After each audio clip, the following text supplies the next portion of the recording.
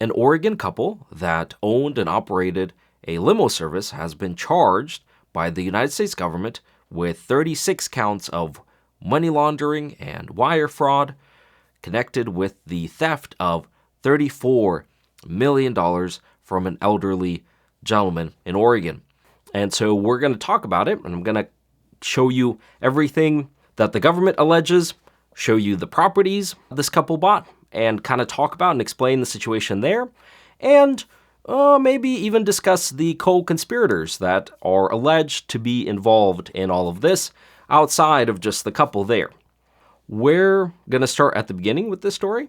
Sergey and Galina immigrated from Ukraine in the 1990s, came here for the American dream, and boy, did they find it. They started a limo company, a car company. They would drive people around in the 1990s, and things were going pretty well until they met McCormack.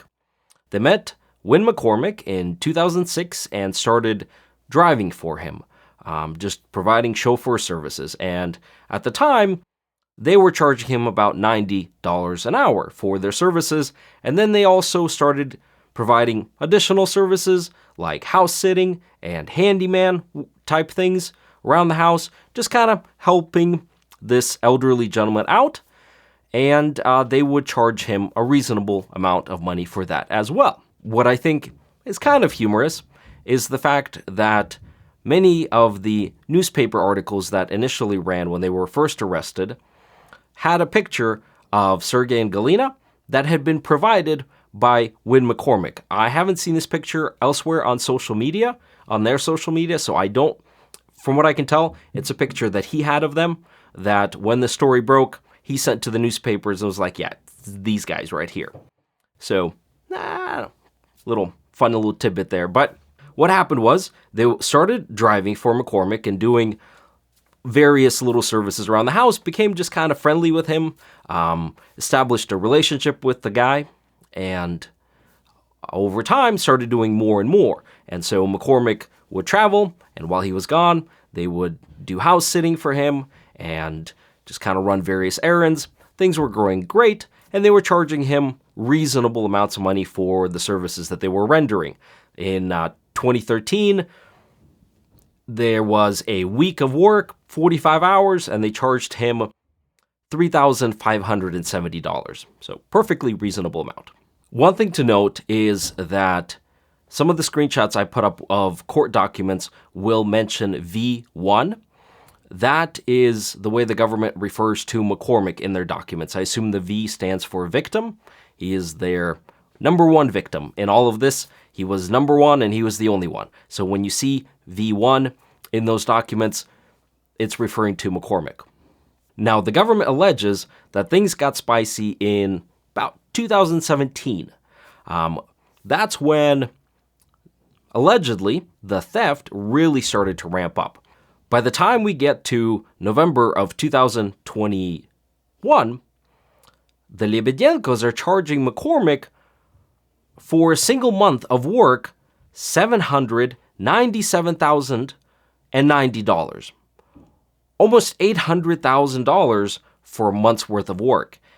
And between 2006 or 2013, when they were charging him $3,500 a month, to 2021, where they're charging him $800,000 a month, nothing had changed in the services that they were providing.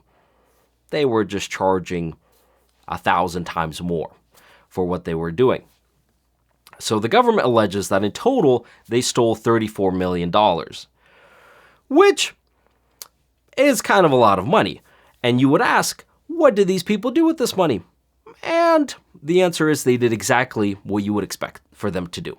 They bought guns, they bought gold, they had a bunch of cash laying around, and they also bought properties and they bought a private jet, as you would expect. When they were arrested, they found in their Portland and Sun River property $100,000 in cash, 150 ounces of gold, worth about $300,000, and 12 guns, of course.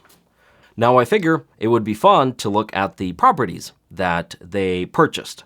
The purchase of these properties are not allegations. You can look up these properties on public records. tax records, county records, and you can see who owns these properties or who purchased these properties. And so you can see that these properties, the majority of them, are in Lebedenko's name directly, or they are in the Lebedenko family trust. The trust is something that I should mention. The government alleges that the Lebedenko set up 2 different trusts, family trusts. And so a lot of the assets were being funneled into these trusts, because when you're stealing a lot of money, you want to set up a legacy, you know? You want to have something that you can leave for your children. So that's why you set up trusts, I assume. They set up one trust in 2019 and another in 2021, and most of their assets, most of their properties are in these trusts. Back to the houses. One of the fun facts about these houses is the government alleges that one of these homes was purchased for their church pastor, and 2 of the houses were purchased for their adult children. So I will let you guess which ones those are. We'll start with the way the Lebedenko started their high roller lifestyle, which is the property they purchased in Bend, Oregon. Eventually, it looks like they developed that property. They built a house on there, and seems like it was a pretty nice house because, according to Zillow, it's now worth about $2 million. Then they bought a storage unit in Sun River. I assume, large quantities of gold and cash and guns just laying around the house are going to be suspicious when your friends come over, so you kind of need a storage unit to store those things. So they got the storage unit, didn't cost them too much. Then they got a house in Vancouver, Washington for $600,000, then land in Silverton, Oregon for $70,000. And I feel like I saw the house that they built on that land up for sale at one point on their social media, but maybe I misremember that.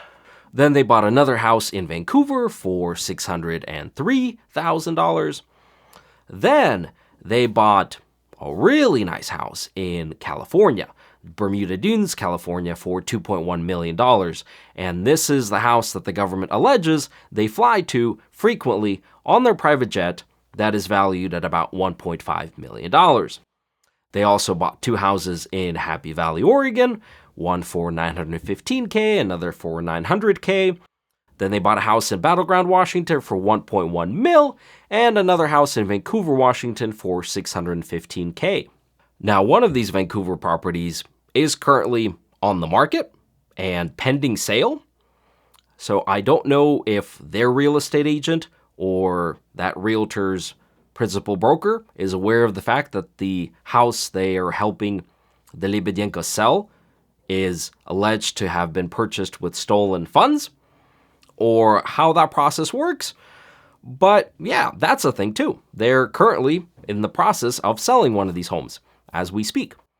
And then shortly before being found out by McCormack and arrested by the FBI, they purchased another property in Boring, Oregon for they bought another 3.5 acres in Boring for $600,000, presumably to build a house there.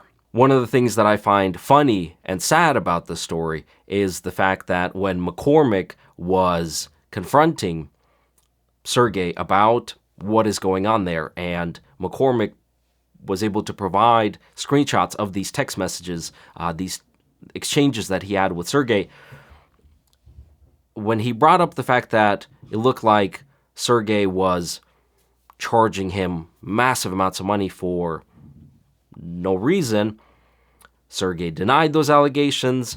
Then he acted like, you're my father, I'm your son, how could you do this kind of thing to me? Then he blamed his wife. And then he brought up his daughter losing a child.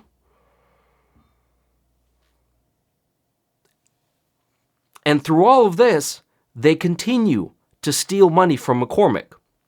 So McCormack is texting them saying, hey guys, there's some real suspicious charges on my American Express card. And they're continuing to charge him money. I don't understand the mindset behind that. Once you've already stolen $30+ million, shouldn't that be enough? Especially when the dude's getting suspicious. Isn't that the point at which you say, oh snap, let's get on our plane, let's go to Ukraine, and live happily ever after? Why continue to steal from this guy? But that's beside the point. Let's continue with the story. So today, February 22nd, the government charged the Lebedenkos with 36 different indictments of money laundering and wire fraud. And even though all the receipts are there, you can track the money being charged to McCormack's American Express by the Lebedenkos or their company, and then money going from the Amex to the Lebedenko's community, On Point Community Credit Union account, and then being pulled out, and all these properties purchased in their name. They pled not guilty. They're saying they're not guilty of this.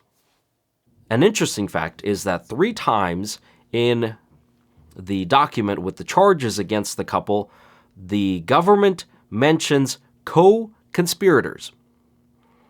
That the defendants and the co-conspirators did these things. The money laundering and the wire fraud was done by the defendants, meaning Sergey and Galina, but also co-conspirators. So it seems that the government is aware that there were other people involved. And it's going to be interesting to see whether anyone else is charged in this. But the trial has been scheduled for April 9th. I plan on making another video around that time once something is decided. You don't want to miss this, obviously, so go ahead and subscribe, hit the bell button. You'll know as soon as that video comes out with the update. I honestly expect that the next time I make a video, it's to announce that the Lebedenkos and their kids have fled the country and have gone back to Ukraine. Ukraine doesn't have an extradition treaty with the United States, so as long as they can get into Ukraine, they never have to face any charges over here. And the government was aware of that. When they asked the judge not to release them when they were initially arrested, this is what the government said. It said, defendants' personal circumstances and the nature and gravity of their offenses render defendants too able and too incentivized to flee, and no conditions could effectively mitigate that risk. And I do think that the government has not effectively mitigated the risk, and I'm seeing them getting on a plane, getting out of here. But we'll see how it goes. The other curious thing is that I've been told through the grapevine that people in their church are standing by them. They don't believe the allegations. They think that the couple is innocent. And I'm curious to know what you guys think. Do you believe what the government is alleging? Or is there something else going on? I've heard from some that it's hard to believe that Lebedenko would be able to steal $34 million from McCormack over 6 years and McCormack not notice it, that the story doesn't make sense. So I'm curious to hear what you guys think. Leave your comments, and I look forward to seeing you on the next one. Appreciate it.